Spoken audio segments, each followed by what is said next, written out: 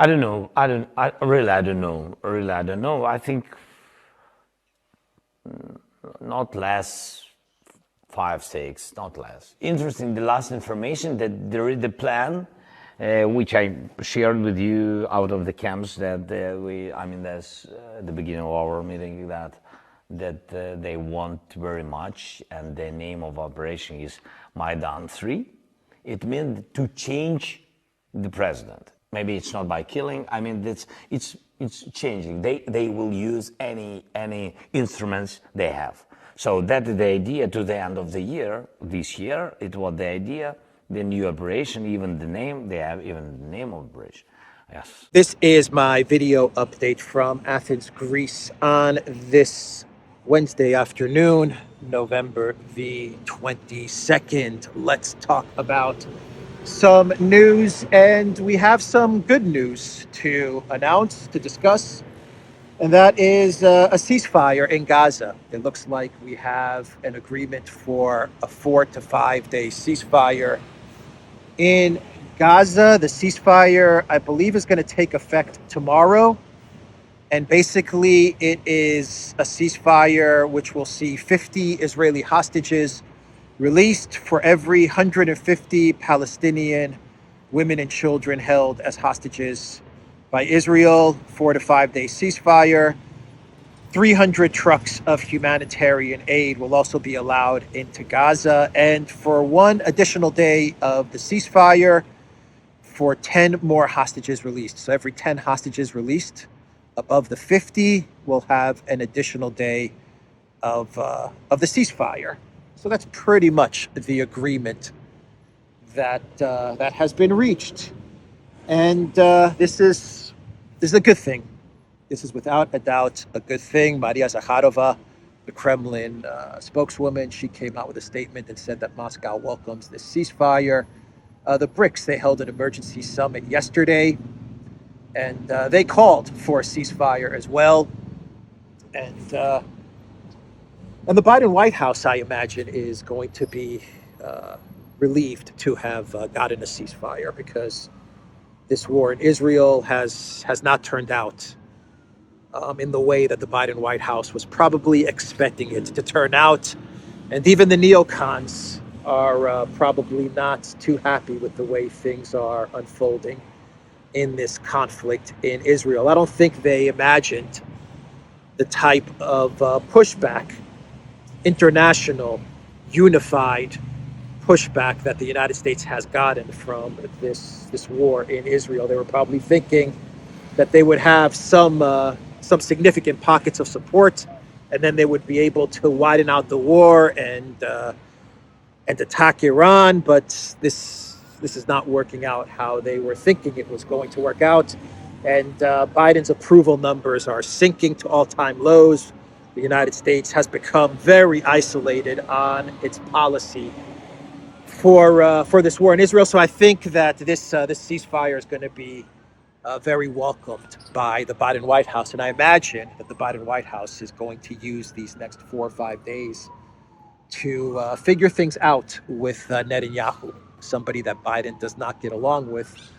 And I wouldn't be surprised if they try to work out some sort of arrangement with Netanyahu to get to some longer term ceasefire or de-escalation in this war, or even try to maneuver Netanyahu out and get someone in power in Israel who the United States can better deal with to find an exit from this war.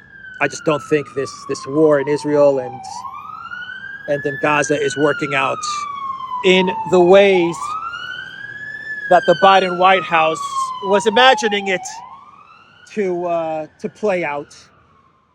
Whenever the United States is losing the media and information war, then they're in a very bad spot. And the United States is absolutely losing the information and the media war when it comes to this conflict in the Middle East. So let's hope that this conflict does get, this ceasefire does get extended for more than 4 or 5 days. Let's hope that we can get to some sort of a resolution to this war. The BRICS are definitely moving in that direction. The summit that the BRICS held is actually, I believe it's a first. I think it's the first time that the BRICS countries have actually called a summit together in order to discuss a conflict, like a war or some sort of security issue. Usually, BRICS summits are focused on economic issues, and this may be the first time that the BRICS did come together to discuss the war in the Middle East. So for BRICS, they're going to definitely try to move things towards some sort of a two-state negotiation in the framework of some sort of international conference. That's what China has signaled. That's what Russia has signaled as well. They're going to use the UN to move closer to some sort of a lasting peace and a negotiation for a two-state solution. That's coming. That's going to be coming in 2 to 3 weeks, if everything goes as expected in the United Nations. So the U.S., the U.S. and Israel, they had to get a ceasefire in place because the pressure was just too great. And if they didn't put together a ceasefire, then it was going to be coming from the United Nations, from China, from Russia, from BRICS, and that would have been a very embarrassing bad look for the Biden White House. So that's where we are. We have a ceasefire, and ceasefires are a good thing. Ceasefires are a good thing, and it is an opening to try and get a longer, extended peace in this war. So, from the news about a ceasefire in Gaza, let's shift gears and talk about the other conflict, Project Ukraine, and talk about Zelensky's interview with the UK Sun. Interview article that was published on the Sun and video interview of Zelensky, which I also think did not go as the Zelensky administration was hoping this interview would go. No doubt the Zelensky administration, they contacted the UK, or the UK contacted the Zelensky administration, and they said to each other, things are going really bad for us with regards to Project Ukraine, and we need to try and get things back on track and get some media attention to the conflict in Ukraine.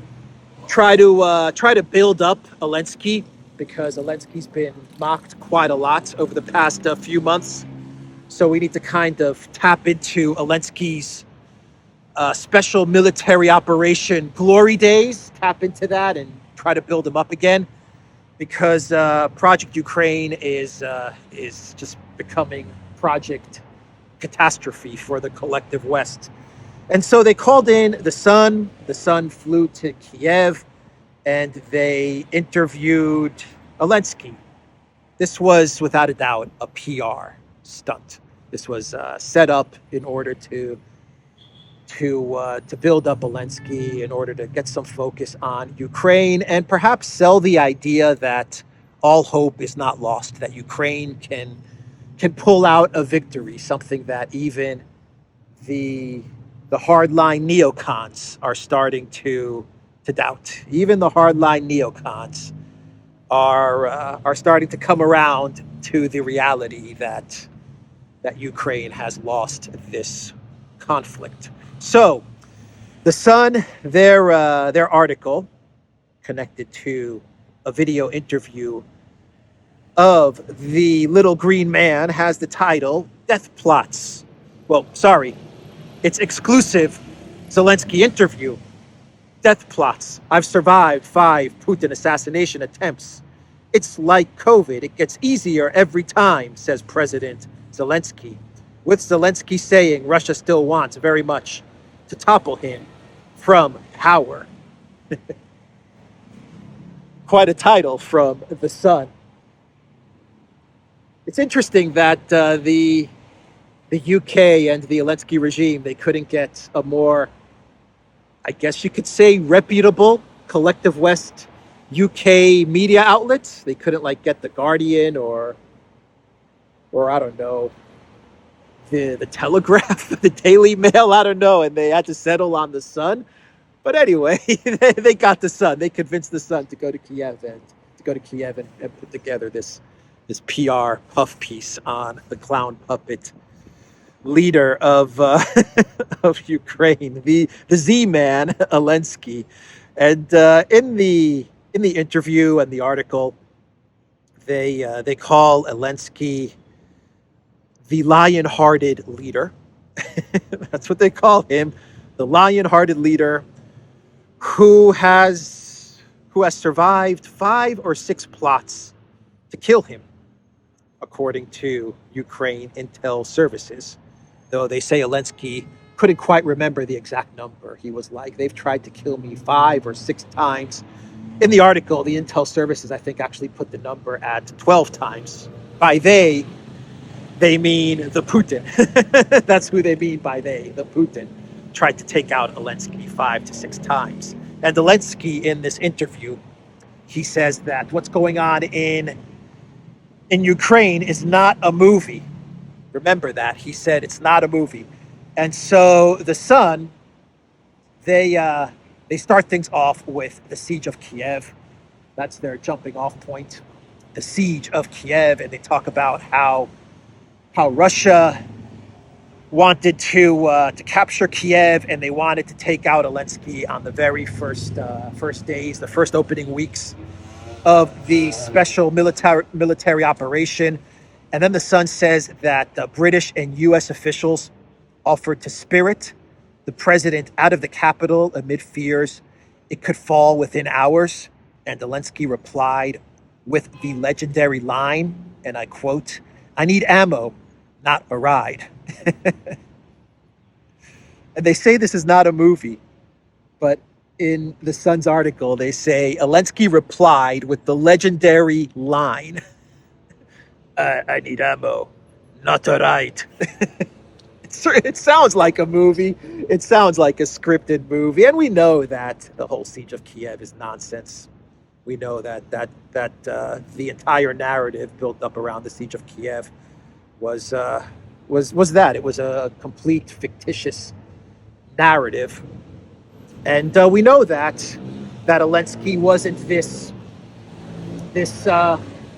brave president who even refused help from the U.S. and the U.K. to be taken out of Kiev as the Russians made an effort using 40,000 soldiers to capture a city of 2-3 million people, as the Russians made an effort to capture this massive city with 40,000 soldiers.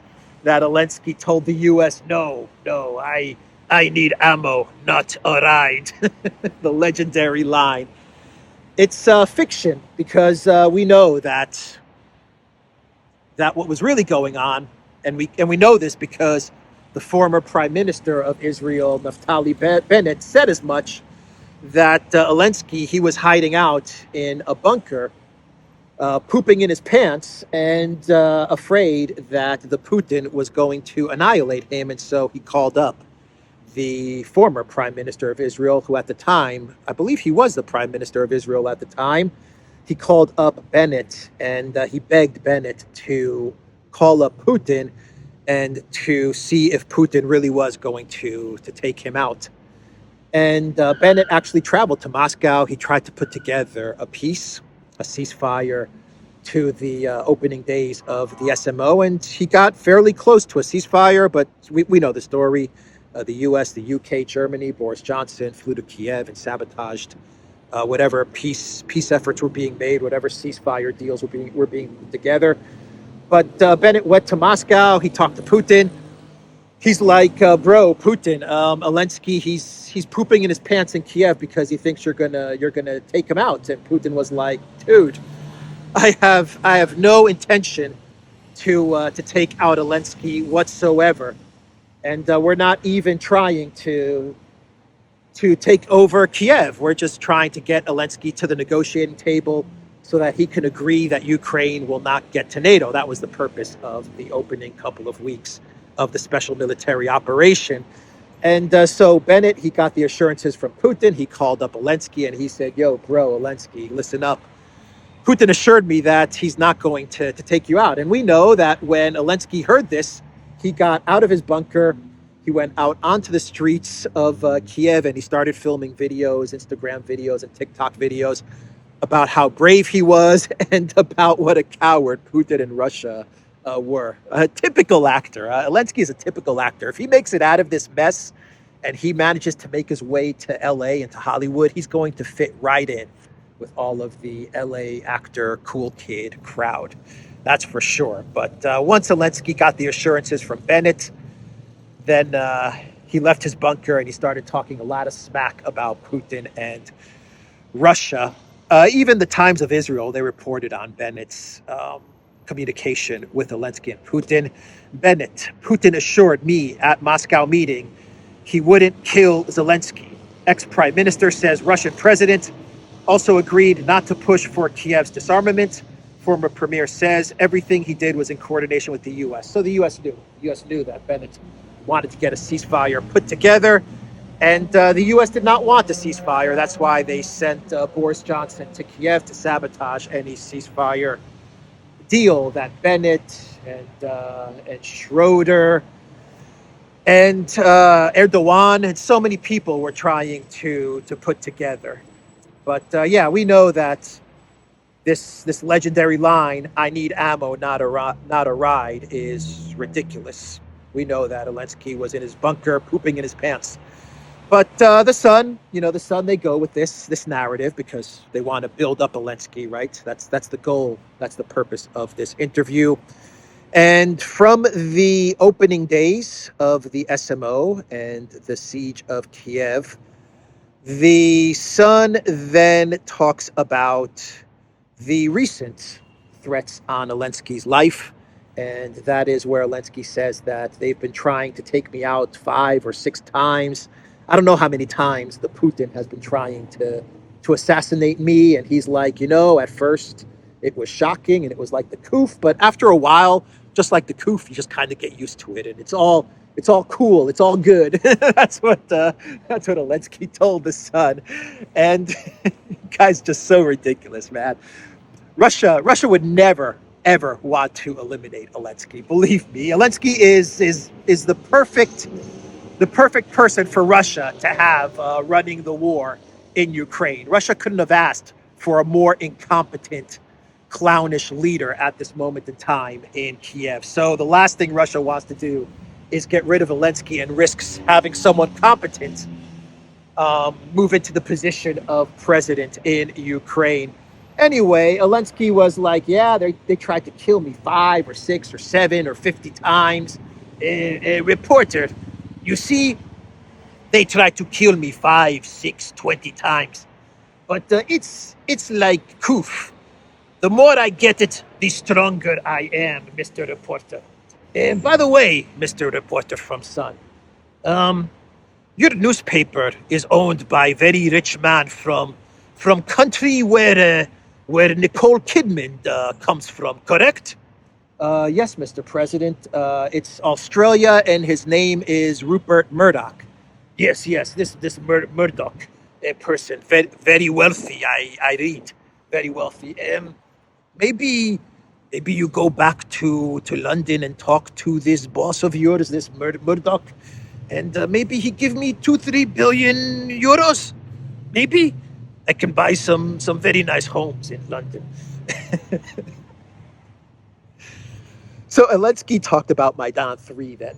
Then he started to talk about Maidan 3. And he said that his intel, they have some information that the Russians, the Putin, is putting together another Maidan, this time to remove Zelensky. But Zelensky said they may not try to assassinate me, he said. They just may try to overthrow me and just remove me and just let me flee from Ukraine. So this may not be an assassination, he said, but this is definitely a Maidan 3. And it's the Russians that are trying to overthrow his government, which is, as I said in a video a couple of days ago, an admission from Zelensky that Maidan 1 and Maidan 2 were indeed a coup d'etat. Maidan 2 was the United States and the European Union overthrowing the government of Yanukovych. And the name Maidan 3, this is not the name that allegedly Russia has given this operation to remove Zelensky. This is the name that Ukraine has given this Russian operation to remove Zelensky. The Ukraine intel services are calling it the Maidan 3, which is an admission that Maidan 1 and Maidan 2 were regime change operations, were coups. So anyway, Zelensky talks about Maidan 3 and how they want to remove him from power. And that leads us to the statement, the question and the statement that everyone is talking about.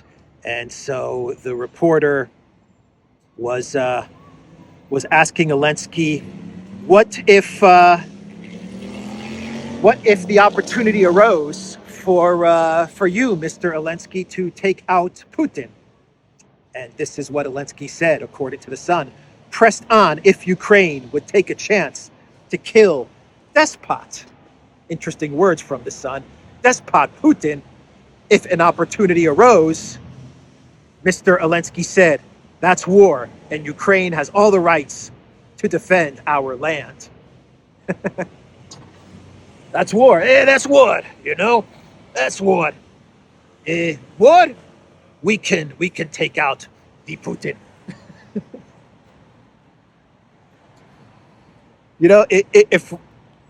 If you go by Zelensky's rules, then Russia can also take out Zelensky if you go by these rules. If it's war, then it means that you can take out the leader of the enemy. Then the same holds true for Russia. The same holds true for every country that's at war, but that's not how things work. And Zelensky, maybe he doesn't know that, but when he makes a statement like this, he's actually putting his own life in danger, because I don't think that they're going to be able to take out Putin. And if they did take out Putin, then I think Ukraine would just be effectively just destroyed within a matter of days. So that wouldn't be a smart move. And I imagine that the United States is probably telling Zelensky to shut up with this type of rhetoric. Though who knows? Lindsey Graham has said it a couple times that the collective West should remove Putin, should take out Putin. I think those were Lindsey Graham's exact words, and he's a U.S. senator. I think he has said that the United States needs to take out Putin, or someone needs to take out Putin. So who knows if the United States is encouraging this kind of rhetoric or discouraging this kind of rhetoric. But either way, something like that would not help Zelensky. It would not help Ukraine. And when Zelensky makes statements like this, chances are that Russia has a much odds are that Russia's chances of removing Zelensky are far greater than Ukraine's chances of removing Putin. I imagine that if Russia really wanted to remove Zelensky, like be done with Zelensky, they could do it in the next hour, I imagine. But as I said before, why would Russia do that? Zelensky is perfect for Russia. They couldn't ask for a better, more incompetent, more clownish, more buffoonish leader for Ukraine at this time. So why would they risk removing this incompetent clown puppet actor? Why risk it? Of course they're not going to risk it. But if they wanted to, they could do it. So Zelensky's saying some pretty dumb stuff. But that's that's the Z-Man for you. Let's see. The Sun also talks about the security at Zelensky's fortress. They call his presidential residence, they call it the Fortress of Kiev. That's what the Sun says.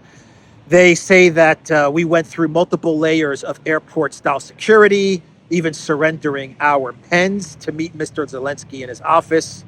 Many of the windows were blocked up with sandbags, and a number of long, high-ceilinged corridors were kept in darkness for security, his aide said. Zelensky was wearing a trademark sweatshirt emblazoned with the trident symbol of Ukraine. Mr. Zelensky admitted his country's fight back this year had not gone as well as he hoped. Ah, yes, that's trademark green sweatshirts. That trademark green sweatshirt that Zelensky always wears. And they had to surrender their pens in order to avoid a John Wick type of moment, perhaps. I don't know. I have no idea why they had to surrender their pens. But anyway, they gave up their pens as they entered Fortress Kiev to speak with the little green man. And yeah, so the rest of the interview, Zelensky talks about the counteroffensive, how that didn't quite go as he was expecting, but it didn't go as he was expecting because Ukraine didn't get the wonder weapons and the F-16s and the tanks and the Death Star and the laser guns and all the other wonder weapons that they were hoping to get.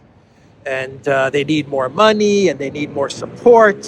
But if they get all the money and all the support and all the wonder weapons and an army of 500,000 soldiers, then Zelensky is confident that Ukraine can defeat Russia. That was pretty much the rest of the interview.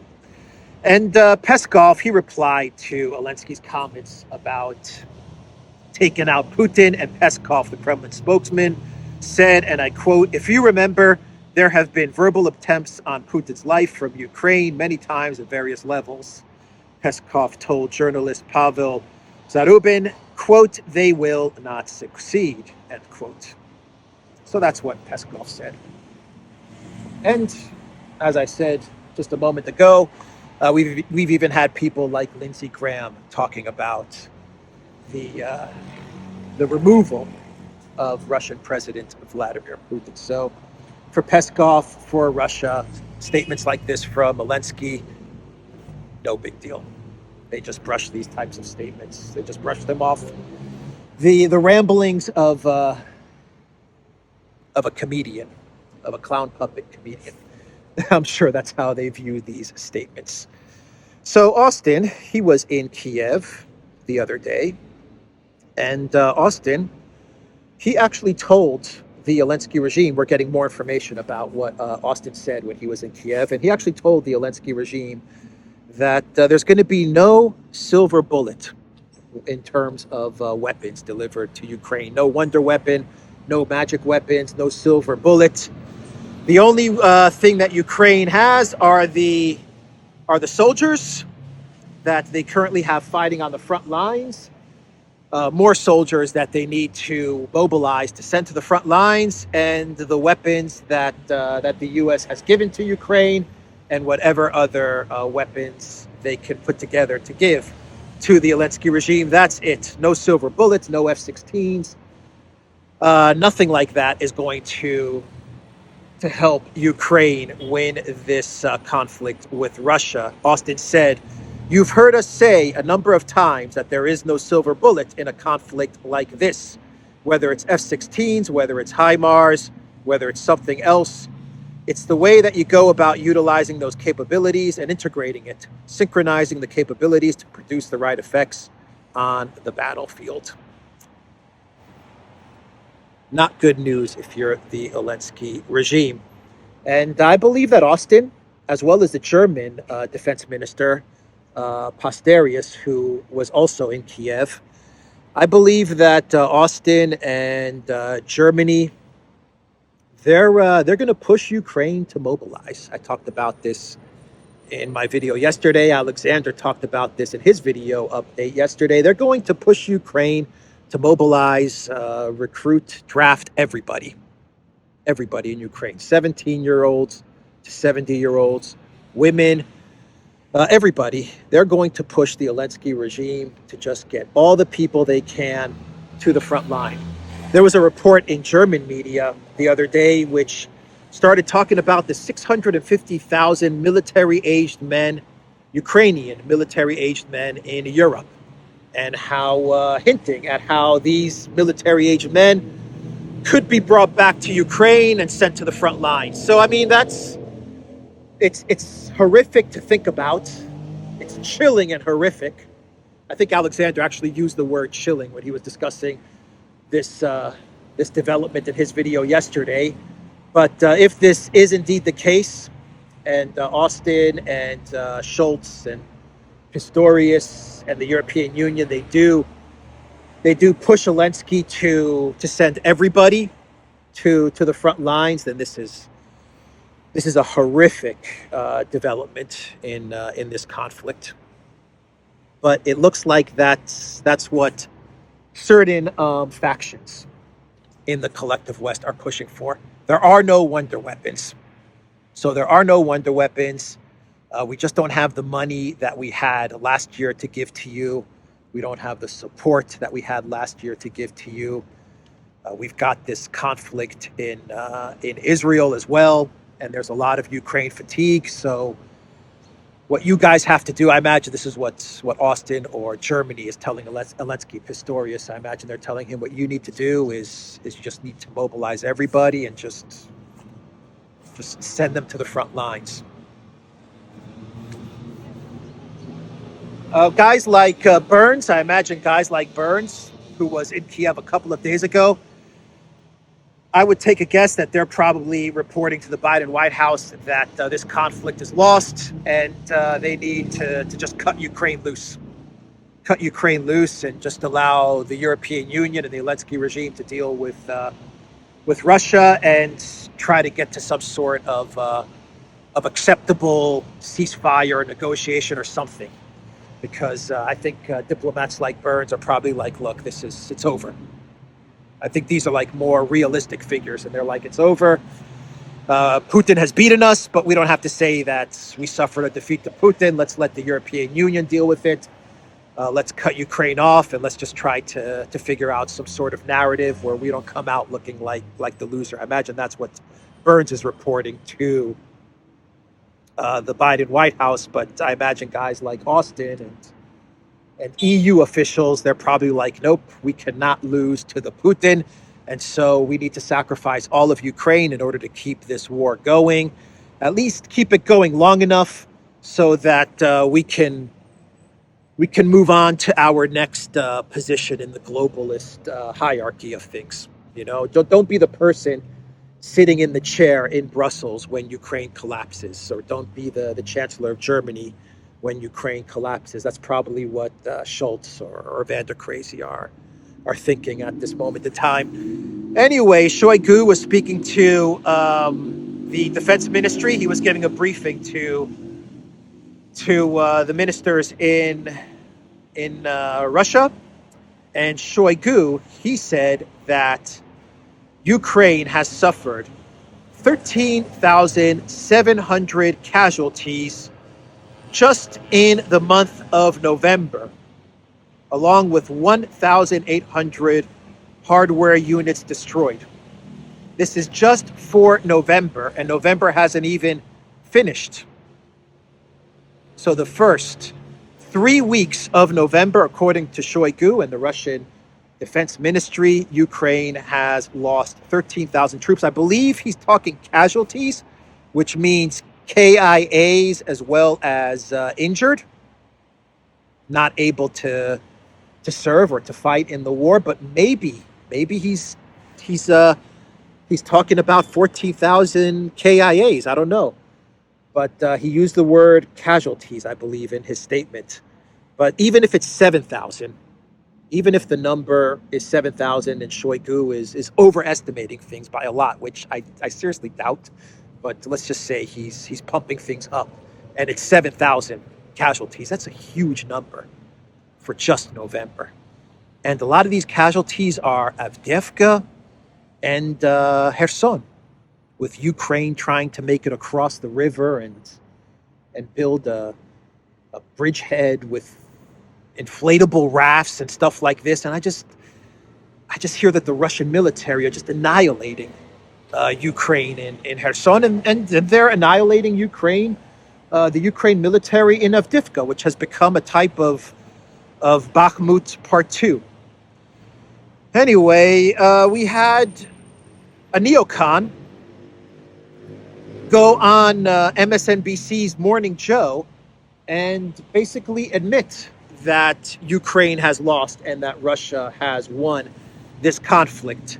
Richard Haass, president of the Council on Foreign Relations, he went on to Morning Joe with Joe Scarborough and Mika Brzezinski, And he said, even if we give everything we need to give to Ukraine, it still won't lead to success. Therefore, the US needs to have some very direct conversations with Ukraine and talk about reducing their emphasis on liberating land, increasingly put their emphasis on holding on to what they've got. The idea that 1 or 2 or 3 more years of this is going to result in success, I simply don't see it. Anytime in life there's a big gap between what you're trying to do and your ability to do it, you either need to increase your means or lower your goals. Here, the only realistic option is to lower our goals. Wow. A neocon going on the neocon mainstream media and effectively admitting that they have lost. This is as close to an admission of defeat that you're ever going to get from a neocon. I have no idea what's going on here, but we'll film it. So, yeah, quite a statement from Richard Haas to Morning Joe. And Morning Joe, they have been huge warmongers when it comes to Project Ukraine, and they've been putting out a lot of misinformation and propaganda about how things are going with the conflict in Ukraine over the past year and a half. Essentially, Mika and Joe have been telling the American people that Ukraine is winning and Putin is losing. And now you have this Richard Haas guy, this like high-level neocon, come onto their show and say, yeah, we lost. We lost. When he says the only realistic option is to lower our goals, he's basically saying, when he uses the word lower, he means lessen the money, lessen the military, lessen the support, because we lost. That's what he means. Lower our goals and lower our expectations. The American people that have bought into Project Ukraine, into the fiction, the fake narrative of Project Ukraine and the siege of Kiev and the ghost of Kiev and the goat of Kiev and all of this nonsense, the great counteroffensive of Kherson and Kharkov, all the people that have bought into this nonsense, they're going to need to have their expectations readjusted, lowered. And that's what we're seeing here.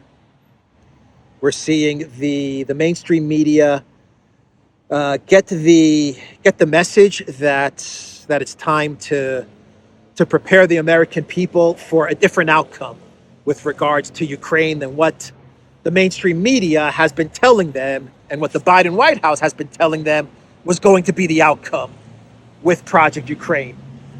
Believing that Ukraine would win and Putin would be removed and liberty and democracy would reign supreme and puppy dogs and ice cream and all of this nonsense. Now it's time to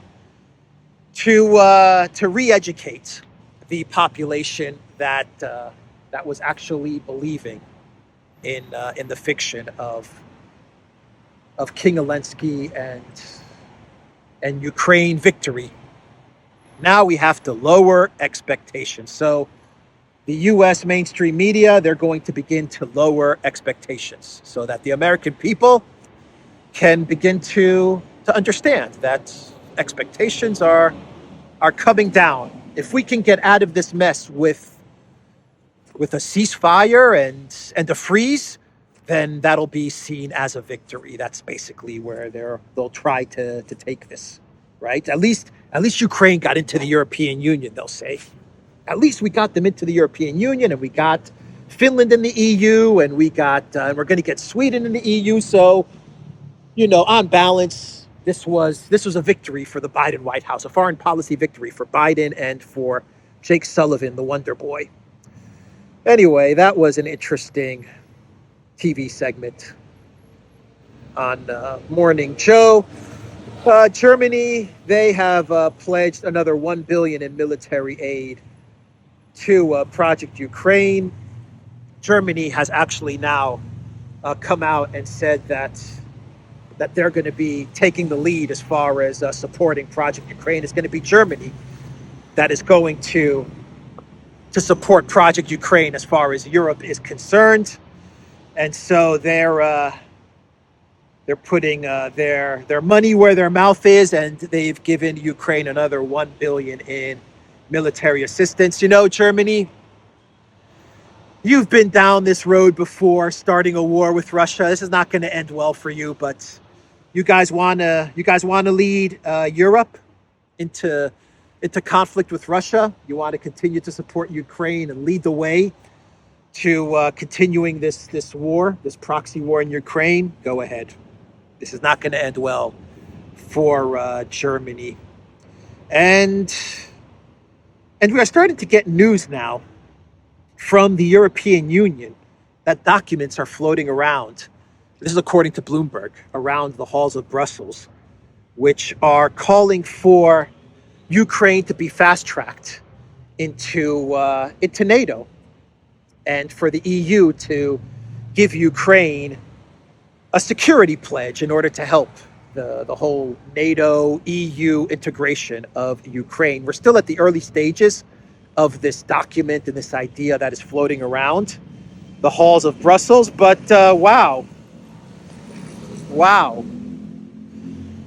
Panic is setting in Brussels, and instead of conceding defeat to the Putin, they may actually go in the direction of not only fast-tracking Ukraine into the EU, but trying to fast-track Ukraine into NATO, and even giving Ukraine security guarantees as the EU as a whole, giving Ukraine security guarantees. The early reports from Bloomberg with regards to this idea in this document that's floating around the halls of Brussels is that, of course, Hungary and Slovakia are absolutely opposed to this idea of the EU pledging military security guarantees to NATO.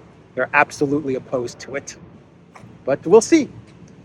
We will see. When they mean security guarantees to Ukraine, the EU as one union providing security guarantees, as one collective, they mean slush funds and money going into these slush funds, military slush funds, financial aid slush funds, all of these things. And we know how much the technocrats and the kleptocrats in Brussels, and how much Ursula von der Crazy loves them slush funds. So that is the news there. And let's do a quick clown world, and we will end this video.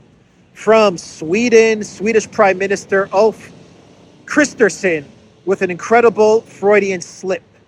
Quote, Sweden and the EU stand united in that Israel has the right to genos, and then he stops. And Kristersson says, no, I mean self-defense. So he was speaking at some event, and I guess he slipped up in what he was intending to say, or maybe he didn't slip up. I don't know. Anyway, that is the video, everybody. Duran.locals.com. We are on Rumble, ODYSEE, BitChute, Telegram, and Rockfin, and go to the Duran shop. 20% off. Use the code TheDuran20. Take care.